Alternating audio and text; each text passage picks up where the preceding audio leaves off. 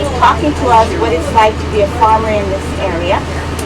And I'll tell you this because she probably won't tell you. But Patsy grew up in a farming family out in the Kuli'o'o area. Kuli'o'o out Hawaii Kai. They were truck farmers. And as the urban developments moved that direction east, the farmers were displaced. And so her family moved to Waianae, as many, many other farmers did. And when she got here, she met another family who were doing pig farming. So she married a pig man. So Patsy, what Patsy brings to us is that wonderful stretch of agricultural practices in Waianae. She goes from the green truck farms all the way to the animal side, the animal husbandry side, and what that life is like. Anyway, maybe I'm jumping, but anyway, okay, recently in the news, last week or so, Kalihi guys getting hit with big property taxes. If that development comes, right now, already from last year to this year, my property tax went up $200. Ag land is cheap. Maybe you guys know it's cheaper as long as you farm it, it's cheap. You can handle that. If that stuff comes up, if any development come up, wherever you live, your property tax going up. The Kalihi guys, it went up 10,000 plus. I see the pertain to old Filipino, whatever, you know. How do you pay $10,000?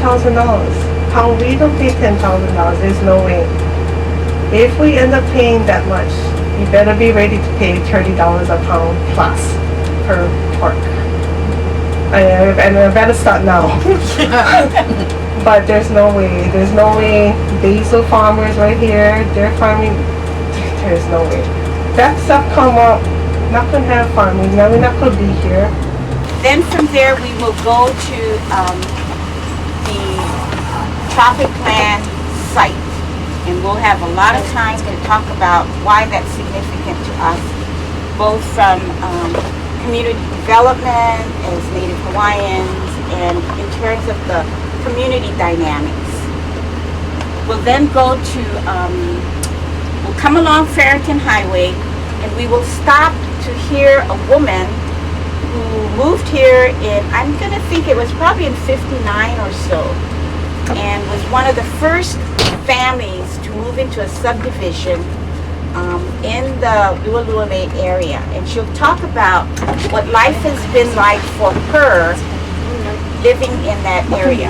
And for us in Hawaii, '59 was that period where we became a state, and then we started doing all of these urban renewal projects, displacing people from and many of them moved into cheaper areas, typically agricultural areas, so they come out so easily. So she has that breadth of what it was like. Every other week to come and clean. I would come home, and if I, of course, I couldn't afford to pay for my cleaning at time. I go a month or two, and when you look at my kitchen counter and my kitchen floor is that ocean dark blue, light blue ceramic tile. And so when you can see all that, instead of seeing that nice blue, you see dust. And that has a lot to do with that. And I understand that there is going to be a community meeting September 2nd. September 2nd. They pick a good day because it's the UH game, right? USC, fight on! And a lot of people is going to go to the game. Yeah. So they figure that's one way they're not going to get that many people there. But I think that's cruel. And then of course with them putting up that green fence there now, they're trying to say that they're doing stuff, but they haven't done it. And I take my grandson to school in the morning, and when I'm coming home, you can see the dust flying up.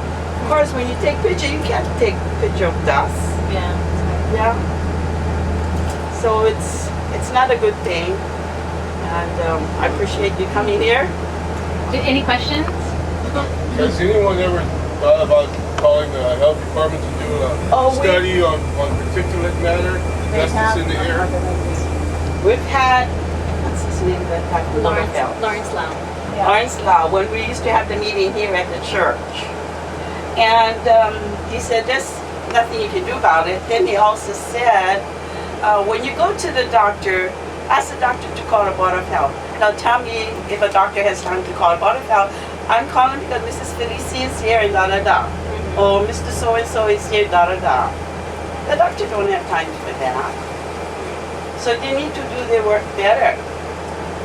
Well, I suggest at these meetings, these community meetings, getting together with a loud voice of all the people and insist that the county pay for these health studies, especially in air quality management. We've had meetings at Nani Kapono, many meetings, and they always had some kind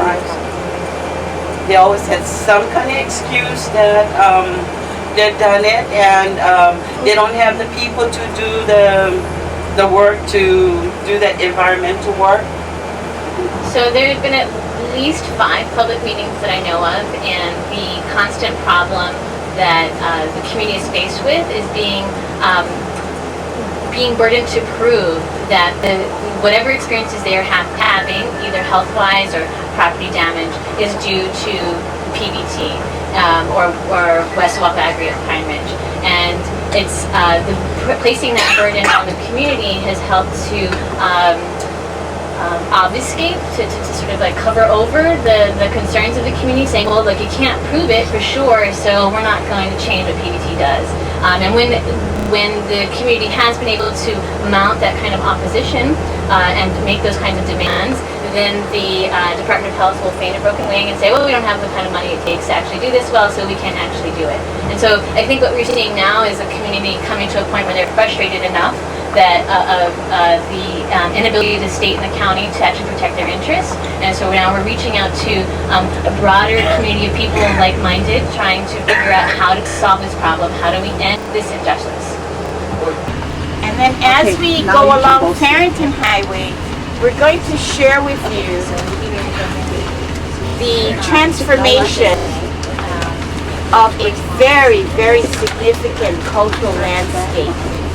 It's so significant that you will not be able to avoid seeing it. But I know when you came into Waianae, you probably thought, oh, it's just a bunch of mountains. But we will sharpen your vision. From there we go to the farmers market, and down this road we'll have a chance to support our farmers market. We're not Kapiolani Community College. Our farmers market is at Waianae High School. So just be prepared for that. But do support our farmers. And then we go to Kahumana. Kahumana is a community. It's an entire community. People live there, they work there, and they play there. And today is their 30th anniversary. When we get there, you're going to experience what it's like to go from farm to table that feeds a community. Setting for us a model of how on a small scale, not necessarily a huge, gigantic scale, we can replicate something like Kahumana in other communities. And so that's what you have as significant sites for us. Then we'll come back here and the tour is over.